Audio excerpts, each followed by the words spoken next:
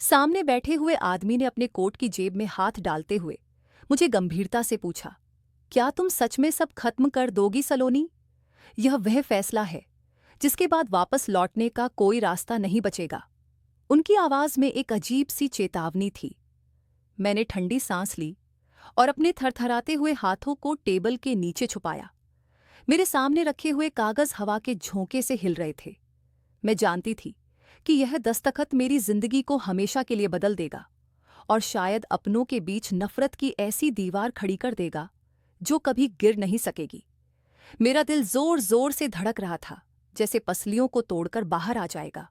ख्वाब तो मेरी नसों में समा चुका था, मगर आंखों में एक अजीब सी चमक थी। हाँ, मैं बिल्कुल तैयार हूं। मैंने पूरी ताकत भरते हुए अपनी आवाज को मजबूत करके जवाब दिया। उस आदमी ने फाइल मेरी तरफ बढ़ा दी। पेन की नोक कागज पर टिकी तो कमरे में सन्नाटा छा गया। यह वह पल था जिसके लिए मैंने काली रातों का सफर तय किया था। मैंने आंखें बंद की और साइन कर दिए। कागज पर स्याही फैल गई और उसके साथ ही मेरी किस्मत का एक नया पन्ना खुल गया, जो बरसों से बंद था। मेरा नाम सलोनी है। मैं एक साधारण परिवार की लड़की हूं, जिसकी जिंदगी की किताब शुरू से ही बदकिस्मती की स्याही से लिखी गई थी। मैंने आंखें खोली तो मेरी माँ का साया सर से उठ चुका था। लोग कहते हैं कि बेटी अपनी माँ का आईना होती है, मगर मैं तो अपनी माँ की याद भी साथ नहीं रख पाई थी। मेरे पापा और चाचा एक ही घर में रहते थे। ये एक संयुक्त परिवार था, जहां दीवारें तो आपस में बंटी हुई थी, मगर दिल अलग अलग हो चुके थे। मेरे पापा ने मुझे पाला पोसा और हर वह कमी पूरी करने की कोशिश की जो माँ के जाने से मेरे लिए पैदा हो गई थी। लेकिन भगवान का फैसला अटल होता है। मेरी चाची का व्यवहार शुरू से ही मेरे साथ बहुत बुरा था। मेरी माँ के साथ भी उनकी कभी बनी ही नहीं थी, और उनके जाने के बाद उनकी सारी नफरत मेरे लिए ही सिमट गई थी। वह मुझे देखती तो उनके माथे पर बल पड़ जाते, जैसे मैं उनके घर की कोई सदस्य नहीं, बल्कि कोई नाकाबिल बोझ हूं। लेकिन शायद मेरी किस्मत में यह दुख लिखा ही था। मेरी दादी जो मुझे अपनी जान से भी ज्यादा संभाल कर रखती थी, और मेरे पापा जिनके लिए मैं आंखों का तारा थी। एक दिन पापा मुझे गले लगाकर सोए और फिर कभी नहीं उठे। वो गहरी नींद सो गए और मैं उनके सीने से लिपटकर रोती रही। पापा के बाद दादी ही मेरे लिए सब कुछ थी। वह मुझे अपने बिस्तर में छुपाकर रखती और मेरी आंखों में आंसू नहीं आने देती थी। लेकिन दादी खुद लाचार थी। वह ना तो कोई काम कर सकती थी और ना ही मेरे लिए कुछ पका सकती थी। वह खुद मेरी चाची के रहमोकरम पर थी, और अब मैं भी उन्हीं के रहमोकरम पर आ गई थी। जिंदगी दुख में और ज्यादा दुख देती गई। 10 साल की उम्र में मेरी दादी भी इस दुनिया से चली गई। उनका जाना मेरे लिए आखिरी उम्मीद का भी खत्म होना था। अब मैं उस घर में बिल्कुल अकेली रह गई थी। दादी के बाद मेरी चाची ने मुझ पर जुल्म के पहाड़ तोड़ दिए। वह मुझसे घर का सारा काम करवाती और जरा सी गलती पर डंडे बरसाती। सुबह की शुरुआत ही मेरी चाची की चीख और चिल्लाहट से ही होती। उठ गई हो या अभी तक लाश बनी पड़ी हो, मेरी चाची की आवाज कानों में कांटों की तरह चुभती। मैं हड़बड़ाकर उठती। सर्दी की तेजी से मेरे दांत बज रहे होते। कमरे में गहरा अंधेरा था, क्योंकि बिजली नहीं थी। मैंने कांपते हुए जवाब दिया, जी चाची, मैं उठ गई हूं। मेरा दिल बुरी तरह घबराया हुआ था। वो किचन के दरवाजे पर खड़ी थी। उनके हाथ में चिमटा था। जल्दी से चाय बनाकर लाओ और फिर पूरा आंगन धोना। आज मेहमान आ रहे हैं और इस घर को भी अच्छे से साफ करना। जो कचरा जमा है सब निकाल देना। तुम्हारी दादी तो कुछ भी सिखाकर नहीं गई कि घर कैसे साफ सुथरा रखा जाता है। बस नखरे उठवाती रही। उनका लहजा इतना जहरीला था कि मेरे आंसू गले में ही फंदा बनकर अटक गए। मैं जल्दी से बिस्तर से निकली। फर्श पर पैर रखते ही लगा जैसे कि बर्फ की सिल्ली पर रख दिया हो। मेरे पास पहनने के लिए ना तो पैरों में जूते थे और ना ही ओढ़ने के लिए कोई गर्म शॉल। एक पुरानी कमीज और टूटी हुई चप्पल पहनकर मैं किचन में घुस गई। चूल्हा जलाया तो थोड़ी सी गर्माहट महसूस हुई। चाय बनाकर मैंने कप में डाली और डरते डरते अपनी चाची के सामने रख दी। उन्होंने एक घूंट पिया और फिर जोर से टेबल पर पटक दिया, ये चाय है, ये गर्म पानी, इसमें चीनी कौन डालेगा? तेरा बाप भेजेगा चीनी के पैसे। मेरे हाथ कांप गए, माफ कर दीजिए चाची, चीनी खत्म हो गई थी डिब्बे में। उन्होंने गुस्से से मुझे देखा। तो तूने मुझे पहले बताया क्यों नहीं? अब जा जल्दी और दुकान से लेकर आ। और खबरदार, जो जरा सी भी देर लगाई। मैं सिर झुकाकर बाहर निकल गई। बाहर धुंध का बसेरा था। ठंडी हवाएं हड्डियों को काट रही थी। मैं भागती हुई दुकान पर गई और चीनी लेकर तुरंत वापस आई। लौटकर देखा तो मेरी चाची हीटर के सामने बैठी मजे से ड्राई फ्रूट्स खा रही थी। उनके दोनों बच्चे गर्म रजाई में दुबके टीवी पर कार्टून देख रहे थे। मुझे देखकर किसी ने भी यह नहीं कहा कि आओ तुम भी थोड़ी देर बैठ लो, नाश्ता तैयार करो सलोनी, तुम्हारे चाचा उठने वाले हैं। उन्होंने मुझे हुक्म दिया। मैंने खामोशी से पराठे बनाना शुरू कर दिए। घी की खुशबू से मेरे पेट में भी भूख के मारे आवाजें होने लगीं। कल रात से मैंने कुछ भी नहीं खाया था। मुझे उम्मीद थी कि शायद एक रोटी मुझे भी मिल जाएगी। नाश्ता टेबल पर लगा तो चाचा भी कमरे से बाहर आ गए। उन्होंने सिर पर गर्म मफलर डाला हुआ था और जैकेट भी पहनी थी। मैंने उन्हें देखते ही कहा, चाचा नाश्ता कर लीजिए। उन्होंने एक हल्की सी नज़र मुझ पर डाली और कुर्सी पर बैठ गए। वह मेरी तरफ ठीक से देखते भी नहीं थे। शायद वह मुझे भूल चुके थे या फिर अपनी पत्नी की बातों में आकर मुझे बुरा समझने लगे थे। मैं कोने में खड़ी हो गई इस उम्मीद में कि शायद वह मुझे भी बैठने के लिए कहेंगे। चाचा ने निवाला तोड़ा और फिर वह मेरी चाची से बात करने लगे। आज दुकान का माल आएगा, मुझे देर हो जाएगी। चाची ने मुस्कुराकर उनके कप में चाय डाली। कोई बात नहीं, आप फिक्र मत कीजिए, मैं घर संभाल लूंगी। बस वापसी पर बच्चों के लिए कुछ लेते आइएगा। मेरा वजूद वहां होते हुए भी ना होने के बराबर था। जब वह सभी लोग नाश्ता कर चुके तो मेरी चाची ने बची हुई रोटियों के सूखे टुकड़े मेरी तरफ बढ़ा दिए। ये खा लेना और फिर बर्तन भी धो लेना। और सुनो, आज ऊपर वाली छत को भी धोना है। मैंने वो टुकड़े उठा लिए।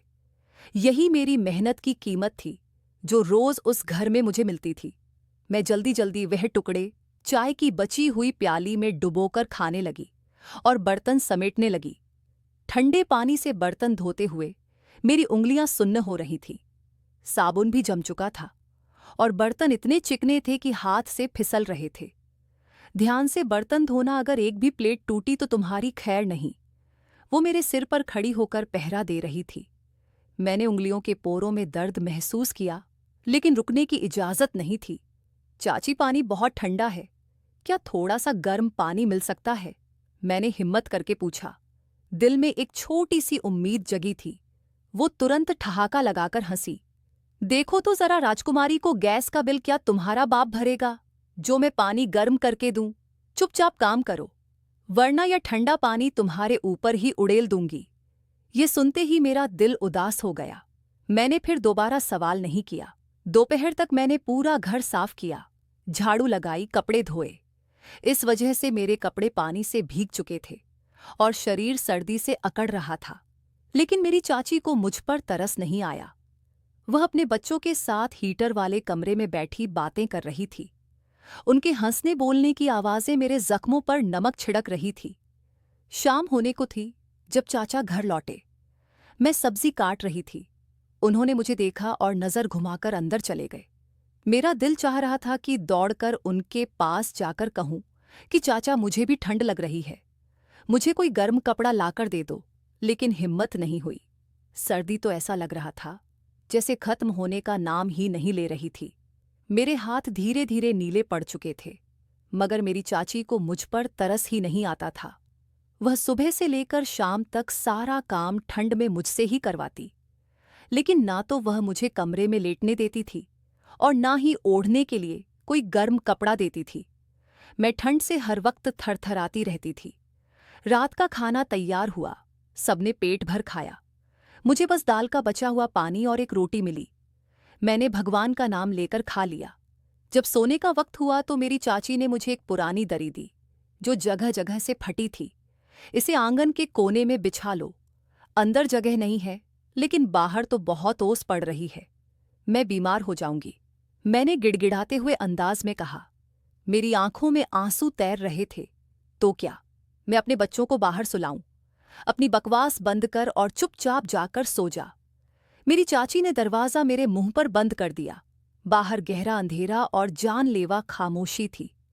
आसमान पर तारे चमक रहे थे जो मुझे अपनी माँ की याद दिलाते थे। मैं उस फटी हुई दरी पर सिकुड़कर लेट गई। ठंडी हवा के थप्पड़े मुझे चीर रहे थे, मेरे दांत बज रहे थे और शरीर का ऐसा कोई भी हिस्सा नहीं था जो कांप नहीं रहा हो। मैंने अपने घुटनों में सिर दे दिया। मुझे अपनी दादी की बहुत याद आ रही थी। अगर वह होती तो मुझे अपने सीने से लगा लेती। उनका नरम एहसास मुझे हर सर्दी से बचा लेता था। अचानक मुझे अपनी दादी के कमरे का ख्याल आया। वो कमरा जो उनके मरने के बाद से बंद पड़ा था। वहां उनका एक पुराना संदूक था जिसमें वह अपनी चीजें रखती थी। शायद वहां कोई गर्म कपड़ा मिल जाए। चोरी का ख्याल पाप था, लेकिन मजबूरी इंसान को सारे नियम कायदे सही और गलत भुला देती है। मैं दबे पांव उठी। घर के सब लोग सो चुके थे। मैंने धीरे से बरामदे का दरवाज़ा खोला और दादी के कमरे की तरफ गई। दरवाज़ा जंग लगा हुआ था और खुलने पर हल्की सी चरमराहट हुई। मैं डर गई और वहीं पर रुक गई। दिल की धड़कन गले में आ गई। अगर मेरी चाची जाग गई तो वह तो मेरी खाल ही उधेड़ देंगी। मैंने सांस रोककर इंतजार किया। अंदर से कोई आवाज ही नहीं आई। मैं हिम्मत करके फिर अंदर दाखिल हुई। कमरे में अजीब सी बदबू थी, पुरानी यादें और बंद कमरे की परछाइयां। मेरी आंखों में आंसू आ गए। यहां मेरी दादी बैठा करती थी। यहां वो मुझे कहानियां सुनाती थी। कमरे के कोने में वो पुराना संदूक रखा था। उस पर मिट्टी की मोटी परत जमी हुई थी। मैंने अपनी कमीज के किनारे से उसे साफ किया। मेरे हाथ कांप रहे थे, सर्दी से भी और डर के मारे भी। मैंने संदूक का ढक्कन उठाया। उसके ढक्कन ने शोर मचाया तो मैंने जल्दी से उस पर हाथ रख दिया। अंदर अंधेरा था। मैंने टटोलना शुरू किया तो कुछ पुराने कपड़े, कुछ किताबें और फिर मेरे हाथ में कुछ नरम सा महसूस हुआ। मैंने उसे बाहर निकाला। चांद की हल्की सी रोशनी में देखा तो वह एक स्वेटर था। मेरी दादी का नीले रंग का स्वेटर। वो स्वेटर बहुत ही पुराना सा था। दादी को मरे हुए भी 5 साल हो चुके थे। उस वक्त से मैंने कभी यह संदूक नहीं खोला था और ना ही मेरी चाची ने मुझे किसी भी चीज को छूने की इजाजत दी थी। उस वक्त वो स्वेटर मेरे लिए बहुत बड़ी उम्मीद था। मैंने उसे सीने से लगा लिया। उसमें से दादी की खुशबू आ रही थी। ऐसा लगा जैसे दादी ने मुझे गले लगा लिया हो। मैंने जल्दी से वह स्वेटर पहन लिया। वह मेरे साइज से काफी बड़ा और ढीला था, लेकिन उसकी गर्मी ने मुझे काफी सुकून दे दिया था। मेरे कांपते हुए शरीर को राहत मिल गई थी। मैं वहीं फर्श पर संदूक के साथ टेक लगाकर बैठ गई। स्वेटर की गर्मी ने मुझे सुला दिया। मेरी आंख कब लगी पता ही नहीं चला। सपने में मैंने देखा कि मैं एक बड़े से घर की मालकिन हूं और मेरी चाची मेरे सामने हाथ जोड़कर खड़ी है। यह अजीब सपना था जो हकीकत से बहुत दूर था। सुबह मेरी आंख एक जोरदार लात पड़ने से खुली। कमबख्त कहीं की यहां सो रही है और मैं पूरा घर छानकर आ रही हूं। मेरी चाची मेरे सिर पर खड़ी थी। उनका चेहरा गुस्से से लाल हो रहा था। मैं एकदम घबराकर उठी। मुझे ठंड लग रही थी, तो इसीलिए तभी मेरी नज़र अपने पहने हुए स्वेटर पर पड़ी और फिर मैंने अपनी चाची की नज़रों को देखा। उनकी नज़रें स्वेटर पर ही जमी हुई थीं। ये तूने क्या पहना हुआ है? चोरी करने लगी है तू? घर का सामान भी चुराती है? उन्होंने मुझे बालों से पकड़कर जोर से खींचा। मैं दर्द से चिल्लाई, नहीं चाची, ये तो दादी का पुराना स्वेटर है। मुझे बहुत ठंड लग रही थी। मैं रोते हुए सफाई देने लगी, लेकिन उन्होंने मुझे झंझोड़ दिया। उतार इसे, अभी उतार। ये कचरा है और तेरी दादी भी कचरा जमा करती थी। तेरी हिम्मत कैसे हुई इस कमरे में आने की? उन्होंने जबरदस्ती स्वेटर मेरे शरीर से खींचना शुरू कर दिया। मैंने उनसे खुद को बचाने की कोशिश की। स्वेटर को मजबूती से पकड़ लिया। भगवान के लिए आप मुझे यह पहने रहने दीजिए। मुझे बुखार है, मुझे सर्दी लग रही है। लेकिन उनके दिल में दया नाम की कोई चीज ही नहीं थी। उन्होंने जोरदार थप्पड़ मेरे मुंह पर मारा। मेरी आंखों के सामने अंधेरा छा गया और मेरी पकड़ ढीली पड़ गई। उन्होंने तुरंत स्वेटर उतार लिया। यहां महारानी बनकर बैठी हो, ये कचरा उठाकर पहन लिया तो क्या समझ रही है? तेरी दादी तेरे लिए विरासत छोड़कर गई है। चल दफा हो जा यहां से और काम पर लग। ये कहकर वह स्वेटर लेकर बाहर निकल गई। मैं रोती हुई उनके पीछे गई। मैंने देखा कि वह आंगन में रखे हुए कूड़ेदान की तरफ जा रही थी। नहीं, उसे मत फेंकिए आप, यह मेरी दादी की निशानी है। लेकिन उन्होंने एक भी नहीं सुनी और वह गर्म और नरम स्वेटर घर के गंदे कूड़े और राख के ढेर में फेंक दिया। इसकी औकात यही है और तेरी भी। अब अगर तुमने इसे हाथ लगाया तो तुम्हारे हाथ तोड़ डालूंगी। मेरा दिल टूटकर बिखर गया। वो सिर्फ एक कपड़ा नहीं था, वह मेरी दादी का एहसास था। वो इस कड़कती ठंड में मेरा एकमात्र सहारा था। मैं वहीं आंगन में खड़ी कूड़ेदान को देखती रही, जहां वह स्वेटर पड़ा था। उस पर चाय की पत्ती और बहुत सारा कचरा पड़ा हुआ था। सारा दिन मैंने रोते रोते काम किया। बुखार की वजह से मेरा शरीर तप रहा था, लेकिन मेरी चाची ने मुझे एक पल के लिए भी बैठने नहीं दिया। हर बार जब भी मैं आंगन से गुजरती, मेरी नज़र उस स्वेटर पर पड़ती। मेरा दिल चाहता कि अभी जाकर उसे निकाल लूं, लेकिन अपनी चाची की धमकी मेरे कानों में गूंजती और जिसकी वजह से मेरे पैरों में जंजीरें सी महसूस होती। शाम गहरी हो रही थी, सूरज डूब चुका था और सर्दी का प्रकोप दोबारा से कायम होने लगा। चाचा घर आए और हमेशा की तरह अपने कमरे में चले गए। घर में रात का खाना खाया जा रहा था। मुझे आज बिल्कुल भी भूख नहीं थी, बस शरीर में एक अजीब सी बेचैनी थी। रात के 11 बजे बज चुके थे। चाची ने सारी बत्तियां बुझा दी थीं और सब अपने अपने कमरे में चले गए। मैं अपने बिस्तर पर लेटी आसमान को देख रही थी। सर्दी फिर से मेरे शरीर में घुस रही थी, लेकिन आज सर्दी से ज्यादा मुझे गुस्सा आ रहा था और दुख महसूस हो रहा था। मैंने फैसला कर लिया कि मैं वह स्वेटर उठाऊंगी, चाहे मेरी चाची मुझे मार ही क्यों ना डाले।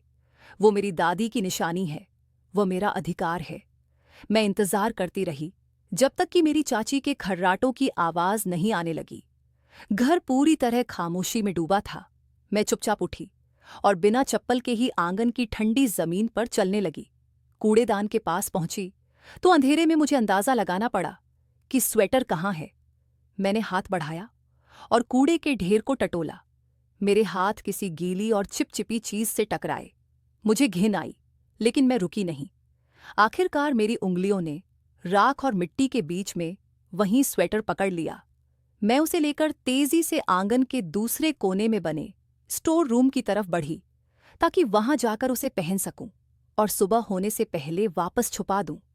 मैं जैसे ही स्वेटर निकालकर पहनने लगी तो मेरे वजूद को कुछ गर्माहट मिली। सर्दी से कांपते हुए मैंने अपने हाथ उस स्वेटर की जेब में डाले ताकि अपने हाथों को गर्म कर सकूं। जेब में हाथ डालते ही मुझे कुछ महसूस हुआ। वहां कुछ था, कुछ कड़क और तहकिया हुआ, कोई कागज जैसा। मेरे माथे पर लकीर आ गई। ये क्या है? दादी ने कभी पैसे नहीं छुपाए थे। मैंने वह चीज बाहर निकाली। बाहर अंधेरा था, इसीलिए कुछ दिखाई नहीं दे रहा था। मैं दरवाजे की दरार से आने वाली स्ट्रीट लाइट की धीमी रोशनी के पास गई। मैंने वह तह किया हुआ कागज खोला। वह बहुत पुराना लग रहा था और उस कागज का रंग भी पीला पड़ चुका था। मैंने आंखें सिकोड़कर पढ़ने की कोशिश की और जैसे जैसे मैं पढ़ती गई, मेरे पैरों तले से जमीन निकल गई और सांस गले में अटक गई। यह कोई साधारण कागज नहीं था, लेकिन होश तो मेरे तब उड़ गए जब मैंने उसे ध्यान से देखा। वह मेरे चाचा के घर और दुकानों के कागजात थे, जो मेरे पापा और चाचा दोनों की विरासत थी, लेकिन उन सब पर मेरा नाम लिखा था। मेरा नाम सलोनी डॉटर ऑफ राजेश। मेरा दिमाग चकरा गया। ये कैसे हो सकता है? ये घर तो चाचा का है, दुकान भी चाचा की है, तो फिर मेरा नाम क्यों? मैंने अगला पन्ना पलटा। वो एक वसीयत थी दादी की, लिखी हुई टेढ़ी मेढ़ी लेकिन साफ लिखाई। ये पढ़कर मेरे होश उड़ गए। वह रास्ता जो सालों से उस पुराने स्वेटर की जेब में दबा हुआ था और आज किस्मत ने उसे कूड़ेदान से निकालकर मेरे हाथों में पकड़ा दिया था। स्ट्रीट लाइट की धीमी रोशनी में मैंने अपनी आंखों को रगड़ा। मुझे भरोसा ही नहीं हो रहा था कि मैं क्या पढ़ रही हूं। मेरे हाथ कांप रहे थे, सर्दी से नहीं बल्कि इस खौफनाक सच्चाई से जो मेरे सामने खुली थी। ये कैसे मुमकिन है? मेरे सूखे होठों से धीमी आवाज में निकला। मेरे दिल की धड़कन किसी हथौड़े की तरह सुनाई दे रही थी। मैंने दोबारा उस वसीयत को पढ़ा। दादी की लिखाई सब बता रही थी कि यह शब्द उन्होंने अपने आखिरी वक्त में लिखे थे। मेरी प्यारी पोती सलोनी। मैंने तभी दबी हुई आवाज में पढ़ना शुरू किया। आंसू मेरी आंखों से टपककर कागज पर गिरने लगे। मैं जानती हूं कि मेरे जाने के बाद इस घर में तुम्हारा जीना मुश्किल कर दिया जाएगा। तुम्हारे चाचा अपनी पत्नी के कहने में आकर कभी भी तुम्हें तुम्हारा अधिकार नहीं देंगे। ये घर, ये दुकान, सब तुम्हारे पापा राजेश की मेहनत की कमाई है। मैंने अपनी जिंदगी में ही यह सब कुछ कानूनी तौर पर तुम्हारे नाम पर कर दिया है।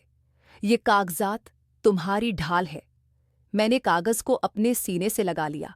एक अजीब सी ताकत और डर दोनों ही इस वक्त मेरे अंदर समा रहे थे। हे भगवान, दादी ने मेरे लिए ये सब कुछ छुपाकर रखा था।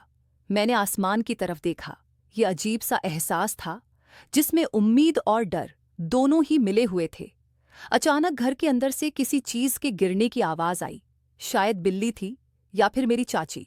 मेरा दिल उछलकर गले में आ गया। अगर उन्होंने मुझे यहां देख लिया और ये कागज उनके हाथ लग गए तो वह इन्हें फाड़कर फेंक देंगी और शायद मुझे भी जान से मार दें। नहीं, मैं ऐसा नहीं होने दूंगी। मैंने खुद से फैसला किया। मेरा अंदाज डरा हुआ था लेकिन मजबूत था। मेरे दिमाग में तूफान मचा था। मैं जानती थी कि यह कागज मेरी जिंदगी का एकमात्र सहारा है। अगर मैंने सुबह का इंतजार किया तो मेरी चाची मुझे कभी भी इन कागजों के साथ घर से बाहर नहीं जाने देंगी। वह मेरी तलाशी लेंगी और फिर सब खत्म हो जाएगा। मुझे अभी निकलना होगा। इसी वक्त मैंने खुद से फैसला किया। मैंने जल्दी से वे कागज दोबारा स्वेटर की अंदरूनी जेब में डाले और ऊपर से अच्छी तरह बटन बंद किए। मेरे पास कुछ भी नहीं था, ना पैसे, ना जूते, ना कोई दूसरा कपड़ा। बस दादी का दिया हुआ यह स्वेटर और उसमें छुपी मेरी किस्मत। मैं दबे पांव गेट की तरफ बढ़ी। हर कदम पर मुझे लग रहा था कि जमीन मेरे पैरों के नीचे से सरक रही है। मैंने मुड़कर उस घर को देखा जहां मैंने कई साल तड़प तड़प कर गुजारे थे। शायद मेरी वापसी अब एक नए रूप में होगी। मैंने दिल में सोचा और धीरे से दरवाजे की कुंडी खोली। दरवाजे से हल्की सी आवाज निकली जो रात के सन्नाटे में मुझे धमाके जैसी लगी। मैं डरकर वहीं रुक गई। कुछ सेकंड तक सांस रोके खड़ी रही। अंदर से कोई आवाज नहीं आई। मैंने दरवाजा खोला और गली में निकल आई। बाहर की दुनिया वीरान और डरावनी थी। भयंकर धुंध ने हर चीज को अपनी लपेटे में ले रखा था। ठंडी हवा मेरे चेहरे को थप्पड़ों की तरह झुलसा रही थी। हे भगवान, मेरी मदद करना। मैं नहीं जानती कि मैं कहाँ जा रही हूं। मैं कांपते हुए भगवान से प्रार्थना करती रही और बिना चप्पल के ही सड़क पर चलना शुरू कर दिया। रात का अंधेरा मुझे निगलने को तैयार था। मैं फुटपाथ के साथ साथ तेज कदमों से चल रही थी। हर गुजरती गाड़ी की हेडलाइट मुझे डरा रही थी।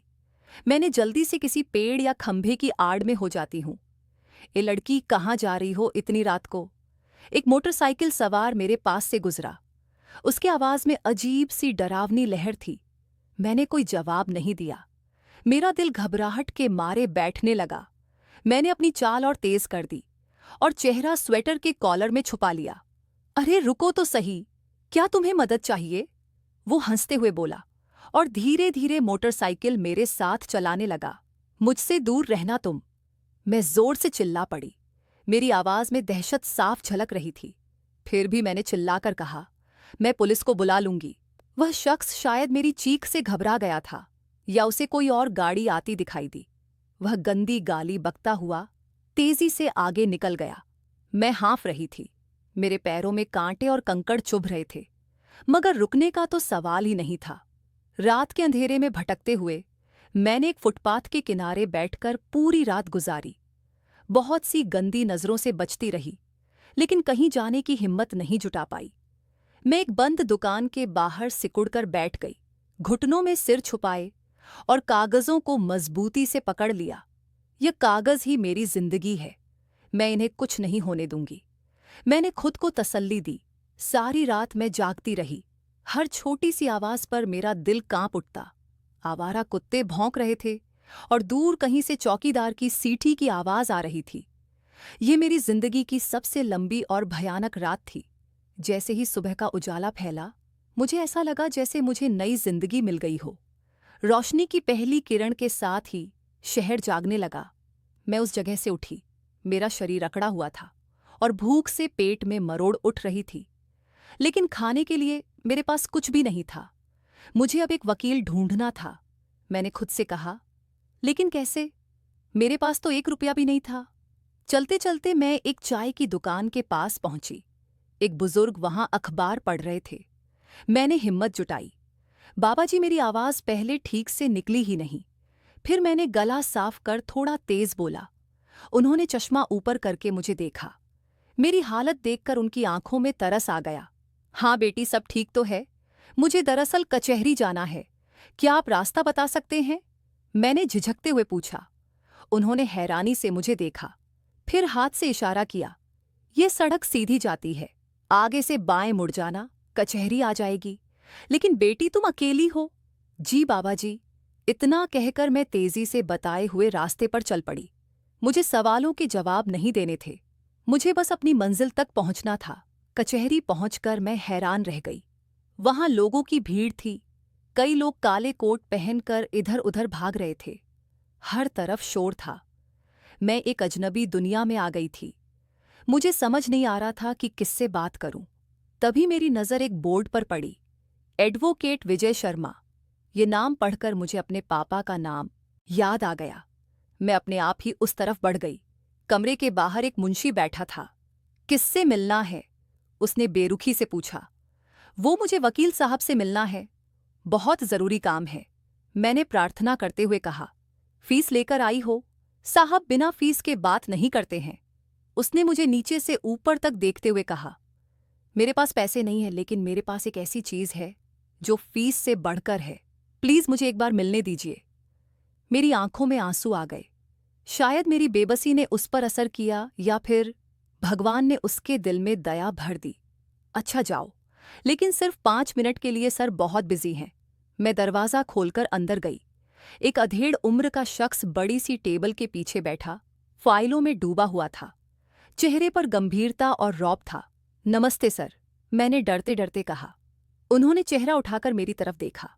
कुछ लम्हों तक खामोशी ही रही। हाँ बताओ बेटी, क्या बात है? उनका लहजा मेरी उम्मीद से कहीं ज्यादा नरम था। मैं आगे बढ़ी और कुर्सी पर बैठने की बजाय खड़ी ही रही। मैंने कांपते हाथों से स्वेटर की जेब से वे कागज निकाले और उनकी टेबल पर रख दिए। ये क्या है? उन्होंने चश्मा ठीक करते हुए पूछा। ये मेरी किस्मत है सर। मेरी आवाज भर गई। मेरा नाम सलोनी है। मेरे माँ बाप इस दुनिया में नहीं हैं। मैं अपने चाचा चाची के रहमो करम पर पल रही थी, जो मुझ पर जुल्म करते थे। कल रात मुझे यह कागज मिले। अगर चाची को पता चल जाता तो वह मुझे घर से निकाल देती। मैं रात के अंधेरे में भागकर यहाँ आई हूँ। वकील साहब ने कागज उठाए और पढ़ना शुरू किया। जैसे जैसे वह पढ़ते गए, उनके चेहरे के भाव बदलते गए। कभी वह हैरानी से मुझे देखते, कभी कागजों को। यह तो वसीयत है और जायदाद के असली कागज, और यह सब कानूनी तौर पर रजिस्टर्ड है। उन्होंने कहा, जी सर, मेरी दादी ने मेरे नाम पर सब कुछ किया है। मैंने जल्दी से कहा। वह कुर्सी से टेक लगाकर बैठ गए और ध्यान से मुझे देखा। तुम जानती हो बेटी, यह लड़ाई आसान नहीं होगी। तुम्हारे विरोधी तुम्हारे अपने ही होंगे। अदालत में वे तुम्हारे चरित्र पर कीचड़ उछालेंगे, तुम्हें झूठा साबित करने की कोशिश करेंगे, और यह भी हो सकता है कि कोई तुम्हारा साथ ना दे। कई बार लोग क्योंकि जालिमों का ही साथ देते हैं।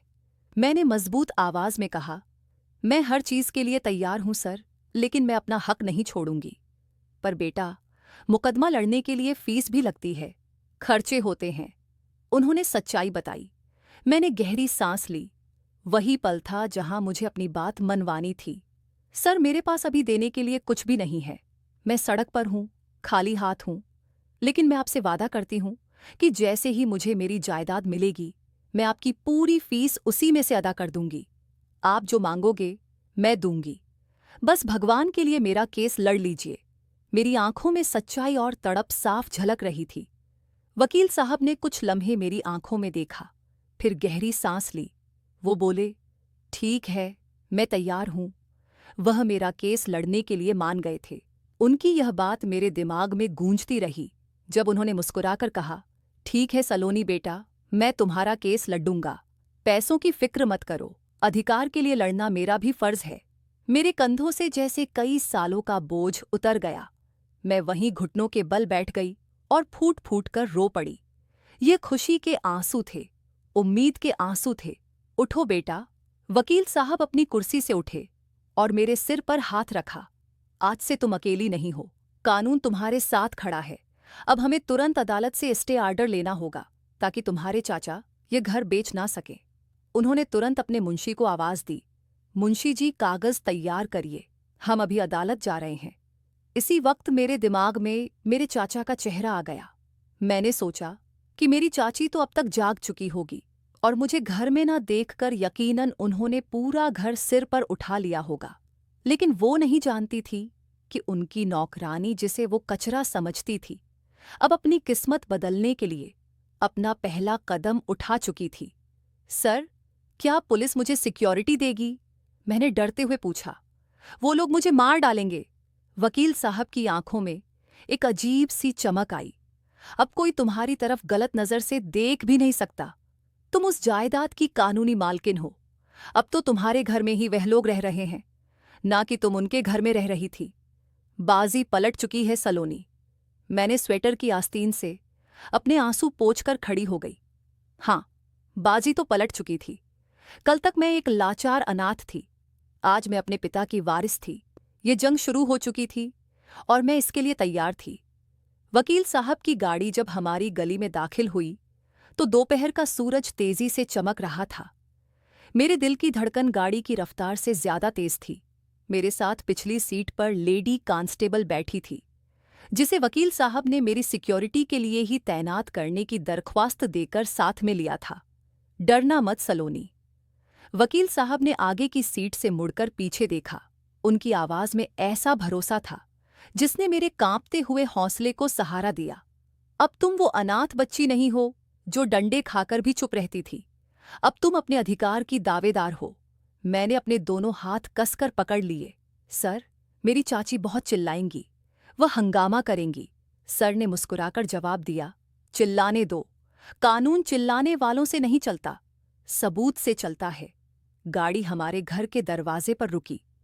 यह वही घर था जहां से मैं रात के अंधेरे में चोरों की तरह निकली थी, मगर आज वहां वापसी किसी और ही अंदाज में हो रही थी। हमारे पीछे पुलिस की गाड़ी भी रुकी। जैसे ही हम गाड़ी से उतरे, मोहल्ले के कुछ लोग उत्सुकता में घरों से निकल आए। इसी पल घर का गेट खुला और मेरी चाची गुस्से से भरी बाहर निकली। उनके पीछे चाचा भी सिर झुकाए खड़े थे। आ गई मुंह काला करके। मेरी चाची ने मुझे देखते ही चिल्लाना शुरू कर दिया। उनकी नजरें आग बरसा रही थी। सारी रात गायब रहकर अब पुलिस लेकर आई है हमें डराने के लिए। खबरदार जो अंदर कदम रखा वो मेरी तरफ लपकी, जैसे मुझे बालों से पकड़कर अंदर घसीट लेंगी। मेरा पुराना डर जाग गया। मैं एक कदम पीछे हटी, लेकिन लेडी कांस्टेबल दीवार बनकर मेरे आगे खड़ी हो गई। हाथ मत लगाना, कांस्टेबल ने कड़क लहजे में चेतावनी दी। ये पुलिस की सुरक्षा में है, दूर रहकर बात करो। मेरी चाची वहीं रुक गई। उनकी आंखें हैरानी और गुस्से से फटी की फटी रह गई। ये क्या तमाशा है? चाचा ने आगे बढ़कर कमजोर अंदाज में पूछा, कौन है आप लोग? और सलोनी, तुम कहाँ चली गई थी? वकील साहब ने अपना ब्रीफकेस खोला और एक कानूनी नोटिस निकालकर चाचा के हाथ में पकड़ा दिया। मेरा नाम विजय है, मैं हाई कोर्ट का वकील हूं और यह नोटिस आप लोगों के लिए है। उनका लहजा एकदम सपाट लेकिन रौबदार था। नोटिस आखिर किस बात का नोटिस है? मेरी चाची ने झपट कर चाचा के हाथ से वह कागज छीना। ये लड़की जरूर कोई गुल खिलाकर आई होगी। ये बेदखल किए जाने का नोटिस है मैडम, वकील साहब ने सुकून से कहा, और इस घर और जायदाद की मिल्कियत का दावा भी है। ये सुनते ही मेरी चाची जोर से हंसी, ऐसी हंसी जिसमें मजाक उड़ाना शामिल था। मिल्कियत किसकी मिल्कियत? इस 2 टके की अनाथ लड़की की। पागल हो गए हैं आप? ये घर मेरे पति का है। जी नहीं, वकील साहब ने एक और कागज लहराया। ये घर सलोनी के पिता का है। ये सलोनी की दादी ने अपनी जिंदगी में रहते हुए घर, दोनों दुकानें और जमीन सलोनी के नाम पर कर दी थीं। ये रही रजिस्ट्री और वसीयत का सबूत। मेरी चाची का तो रंग ही उड़ गया। उन्होंने कागज पर नजर डाली, वहां सब साफ लिखा था। उनके हाथ कांपने लगे। यह झूठ है, ये कागज नकली है। वह चिल्लाई, इस लड़की ने जालसाजी की है, धोखा दिया है। मैंने हिम्मत करके सिर उठाया। पहली बार मैं अपनी चाची की आंखों में आंखें डालकर देख रही थी। मैंने ना तो कोई चोरी की है और ना ही जालसाजी। मेरी आवाज पहले धीमी थी, फिर मजबूत होती गई। यह वही कागज है जो इस पुराने स्वेटर की जेब में थे, जिसे आपने कचरा कहकर कूड़ेदान में फेंक दिया था। आपने सिर्फ स्वेटर नहीं फेंका था, आपने अपनी किस्मत भी कूड़े में फेंक दी थी। मेरी बात सुनकर चाचा चौंक कर मेरी चाची की तरफ देखने लगे। तुमने स्वेटर फेंका था? माँ का स्वेटर। चाचा की आवाज में पहली बार भावुकता दिखी। चुप करो तुम, मेरी चाची ने चाचा को डांटा और फिर मेरी तरफ बढ़ी। बकवास कर रही है, मैं इस घर से कहीं नहीं जाऊंगी, ये घर मेरा है। पुलिस वाले भी तुम्हारे साथ मिले हुए हैं। वकील साहब ने पुलिस इंस्पेक्टर की तरफ इशारा किया। इंस्पेक्टर साहब, अदालत का आदेश है कि जब तक इस केस का अंतिम फैसला नहीं होता, इस घर का कब्जा दावेदार यानी सलोनी के पास ही रहेगा। अगर यह लोग यहां पर रहना चाहते हैं तो इन्हें सलोनी की इजाजत चाहिए होगी, वरना इन्हें घर खाली करना पड़ेगा। फिलहाल अदालत ने स्टे आर्डर जारी किया है कि यह लोग जायदाद बेच नहीं सकते। मेरी चाची जमीन पर बैठकर सिर पीटने लगी। हे भगवान, मैं तो लुट गई। मुझे नहीं पता था कि मैं सांप को दूध पिलाकर पाल रही हूं और एक दिन यही मुझे डसेगी। उनकी ड्रामेबाजी पर अब मुझे तरस नहीं आ रहा था।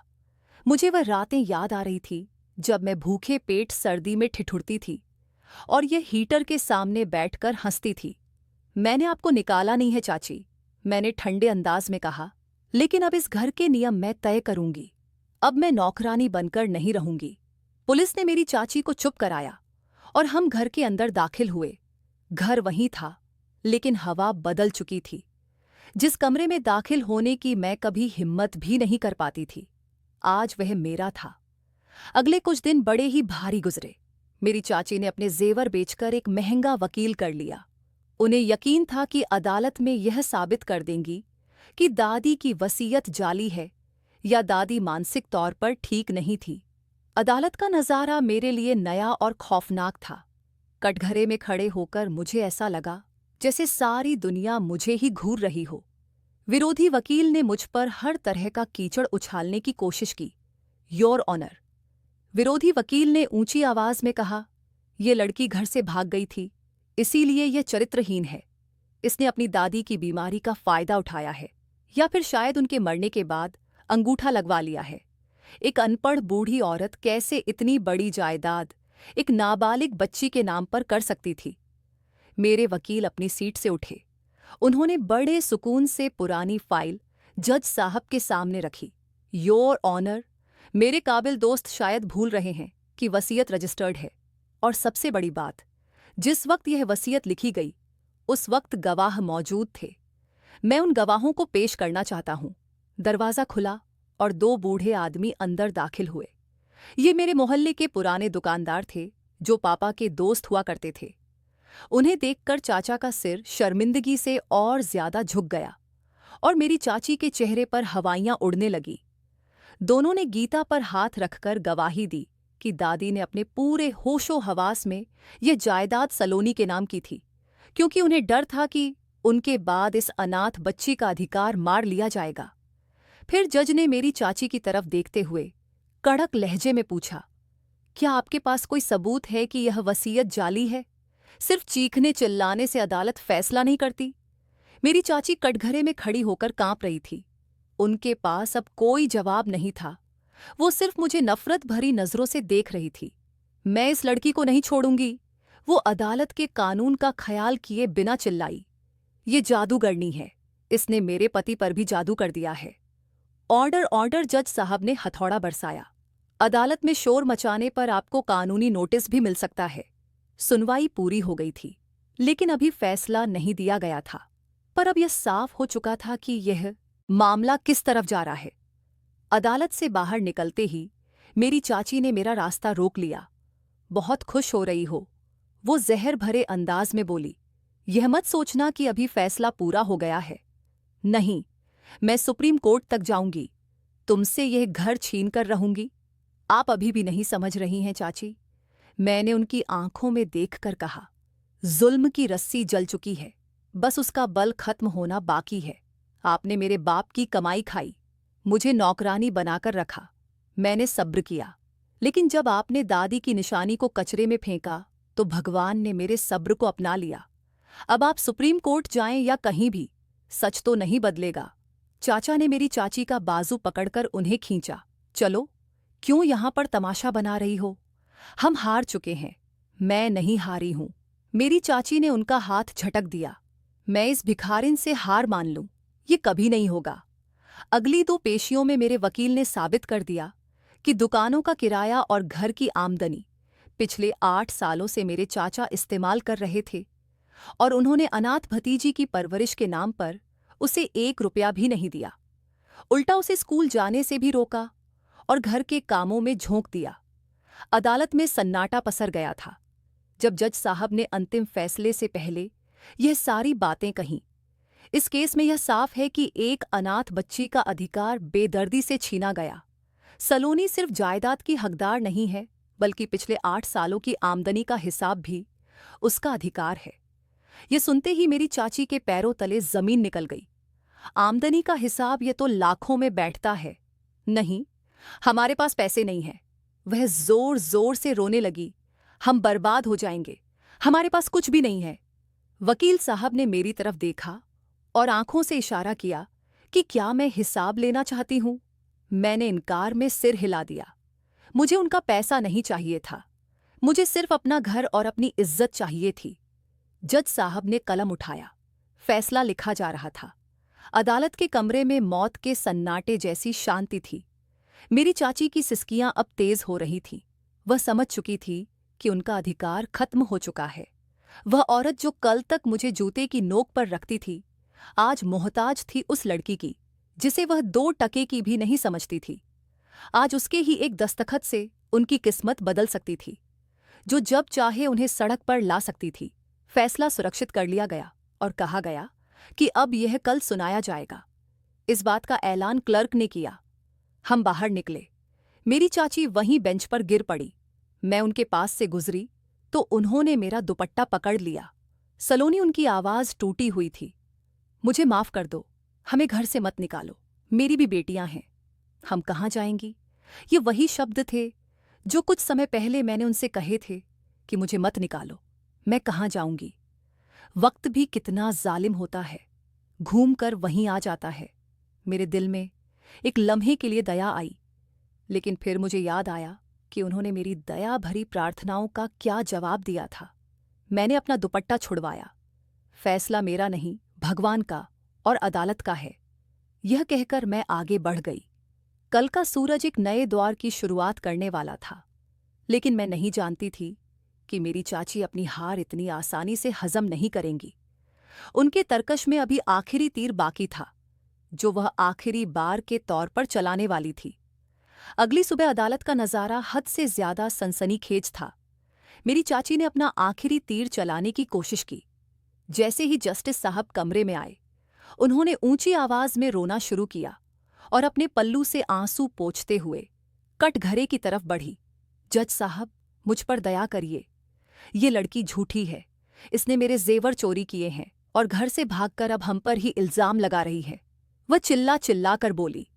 उनकी आवाज में ऐसी एक्टिंग थी कि कोई भी अनजान आदमी तुरंत भरोसा कर ले। मेरे वकील साहब अपनी सीट से उठे और बोले, योर ऑनर, ये औरत यहाँ इमोशनल ड्रामा करके अदालत का वक्त बर्बाद कर रही है। मेरे पास उनकी दुकानों के किराएदार मौजूद हैं जो गवाही देंगे कि वे पिछले 8 सालों से किराया सलोनी के चाचा के हाथ में ही दे रहे हैं, ना कि किसी अनाथ बच्ची की परवरिश के लिए। जज साहब ने मेरी चाची को सख्त नजरों से देखा। देखिए मैडम, अदालत जज्बातों पर नहीं सबूतों पर चलती है। कुछ देर के लिए तो मेरा दिल गले में ही आ गया था। मैंने अपनी मुट्ठियां इतनी जोर से बंद कर रखी थीं कि नाखून हथेलियों में चुभ रहे थे। ये मेरी जिंदगी का सबसे जरूरी पल था। जब फैसला सुनाया गया, तमाम गवाहों और बयानों तथा पेश किए गए सभी दस्तावेज सबूतों, खास तौर पर वसीयत और रजिस्ट्री के कागजातों को रोशनी में रखते हुए यह अदालत इस नतीजे पर पहुंचती है कि जायदाद, जिसमें रिहायशी मकान और दोनों दुकानें शामिल हैं, कानूनी तौर पर सलोनी के नाम पर है। ये शब्द मेरे कानों में शहद घोल रहे थे, लेकिन अभी असली हिस्सा बाकी था। उन्होंने मेरे चाचा की तरफ इशारा करते हुए कहा, इन लोगों ने ना सिर्फ नाजायज कब्जा किया, बल्कि एक नाबालिग अनाथ लड़की के अधिकारों का हनन भी किया है। इसीलिए यह अदालत आदेश देती है कि यह घर तुरंत खाली कराया जाए और इसका कब्जा सलोनी को सौंपा जाए। इसके अलावा बीते 8 सालों की दुकानों की आमदनी का हिसाब लगाकर वह रकम भी सलोनी को अदा की जाए। जैसे ही जस्टिस साहब ने हथौड़ा मेज पर मारा, अदालत के कमरे में दिलचीर देने वाली चीख गूंजी। यह नहीं हो सकता, ये मेरा घर है। ये मेरी चाची की आवाज थी जो अदालत की दीवारों से टकरा रही थी। वह कटघरे के पास गिरकर जमीन पर बैठ गई। जो औरत कल तक शैतान बनी हुई थी, आज रेत बनकर बिखर गई थी। कल तक उनके पास गुनाहों का कोई हिसाब नहीं था, आज उनके पास सिर्फ पछतावा था। जबकि मेरे पास मेरी सारी जायदाद थी। मेरी चाची शर्मिंदगी से सिर झुकाकर खड़ी थी। मैंने उनकी तरफ देखा। मेरी आंखों में जीत का घमंड नहीं बल्कि गहरा सुकून था। इंसाफ हो गया था। वकील साहब ने मेरे कंधे पर हाथ रखा। बधाई हो बेटी। अदालत के आदेश पर पुलिस की सिक्योरिटी के साथ हम वापस घर पहुंचे। मोहल्ले के लोग अपने अपने घरों से बाहर निकल आए थे। यही वे लोग थे जो मेरे फटे पुराने कपड़े देखकर मुंह फेर लेते थे। आज मुझे पुलिस के घेरे में देखकर हैरानी से आंखें फाड़े खड़े थे। पुलिस ने घर खाली कराना शुरू किया। मेरी चाची दरवाजे की चौखट पकड़कर बैठ गई। मैं यहां ये छोड़कर नहीं जाऊंगी, मेरी लाश ही यहां से जाएगी। वह जोर जोर से रो रही थी। लेडी पुलिस ने जबरदस्ती उन्हें वहां से हटाया। फर्नीचर, कपड़े और सामान गली में बाहर फेंका जा रहा था। वही सामान जिसकी सफाई करते करते मेरे हाथ छिल जाते थे, आज वह सब सड़क पर बिखरा पड़ा था। मैं खामोशी से गेट के पास खड़ी सब देख रही थी। मेरी चाची का घमंड मिट्टी में मिल गया था। सिर से छत जाने के डर से वह कांप रही थी। उनकी बेटियां जो मुझे नफरत से देखती थीं, अब एक दूसरे से लिपटकर रो रही थीं। तभी मेरी चाची मेरे पैरों में गिर गई। सलोनी बच्ची, मुझे माफ कर दो। भगवान के लिए हमें सड़क पर मत छोड़ो। हम कहाँ जाएंगे? यह देखकर मेरा दिल भर आया। यही वह औरत थी जिसने मुझे कड़कड़कती ठंड में कूड़ेदान से स्वेटर उठाने पर भी मारा था, जिसने मुझे बची हुई रोटी के टुकड़े दिए थे। आज वही मेरे सामने हाथ जोड़े भीख मांग रही थी। मैंने बदला नहीं लिया था, मैंने सिर्फ अपना अधिकार लिया था। लेकिन मेरा ज़मीर मुझे इजाज़त नहीं दे रहा था कि मैं उन्हें यूं ही सड़क पर छोड़ दूं, जैसे कि उन्होंने मुझे छोड़ा था। मैं आगे बढ़ी और उन्हें कंधे से पकड़कर उठाया। उठिए। मेरा अंदाज नरम था। उन्होंने हैरानी से मुझे देखा। आंखों में आंसू भरे थे। मैं आपकी तरह जालिम नहीं बन सकती। आपने मुझे घर से निकालने की हर मुमकिन कोशिश की, लेकिन मैं आपको बेघर नहीं करूंगी। वकील साहब ने मुझे रोकने की कोशिश की। सलोनी, ये लोग इसके काबिल नहीं हैं। मैंने मुस्कुराकर कहा, मैं जानती हूं सर, लेकिन अगर मैं भी वही करूं जो इन्होंने किया तो मुझमें और इनमें क्या ही फर्क रह जाएगा। दादी कहती थी, ज़मीर वाला इंसान वही होता है जो ताकत होने के बाद भी माफ कर दे। मैंने घर की चाबियां मुट्ठी में दबाई और चाचा की तरफ देखा। आप लोग इस घर में रह सकते हैं, मैं आपको यह छूट दे रही हूं, लेकिन एक शर्त पर। सब खामोश होकर मेरी तरफ देखने लगे। ये घर अब मेरा है और ये बात आप कभी नहीं भूलेंगे। मैं आपको यहां रहने की इजाज़त दे रही हूं, लेकिन मैं आपके साथ नहीं रहूंगी। मेरी चाची को यकीन नहीं हो रहा था कि मैंने उन्हें माफ कर दिया। वह दोबारा मेरे पैरों में गिर पड़ी, लेकिन मैं पीछे हट गई। अगर धन्यवाद कहना है तो भगवान को कहिए। मैंने वह घर उनके हवाले कर दिया। मैं वहां नहीं रहना चाहती थी, क्योंकि उस घर की दीवारों में मेरी सिसकियां और दादी की यादों का दर्द कैद था। मुझे सांस लेने के लिए खुली हवा चाहिए थी। दुकानों की आमदनी से जो पैसे मुझे मिले, उनसे मैंने शहर के दूसरे हिस्से में एक छोटा मकान किराए पर ले लिया। वह मेरी अपनी दुनिया थी, छोटी सी लेकिन सुकून से भरी। मैंने अपनी पढ़ाई दोबारा शुरू की और साथ ही एक छोटा सा कपड़ों का कारोबार भी। दादी के उस पुराने स्वेटर ने मुझे जो सबक सिखाया था, वह बेकार नहीं गया। मैंने कपड़ों का ही कारोबार शुरू किया। दिन-रात की मेहनत और भगवान की मदद से मेरा कारोबार चल निकला। वक्त तेजी से गुजर गया। वह सलोनी जो कभी 2 वक्त की रोटी को तरसती थी, अब दर्जनों लोगों को रोजगार दे रही थी। 3 साल बाद मैं अपनी गाड़ी में उसी पुराने मोहल्ले से गुजरी। मैंने देखा, चाचा का वह घर जो अभी भी मेरे नाम था, वीरान सा लग रहा था। मुझे पता चला कि चाचा बीमार हैं और मेरी चाची बिल्कुल खामोश रहती हैं। उनकी हुकूमत अब खत्म हो चुकी थी। वह लोगों से नजरें नहीं मिला पाती थी। मैंने गाड़ी रोकी और पुराने घर को देखा।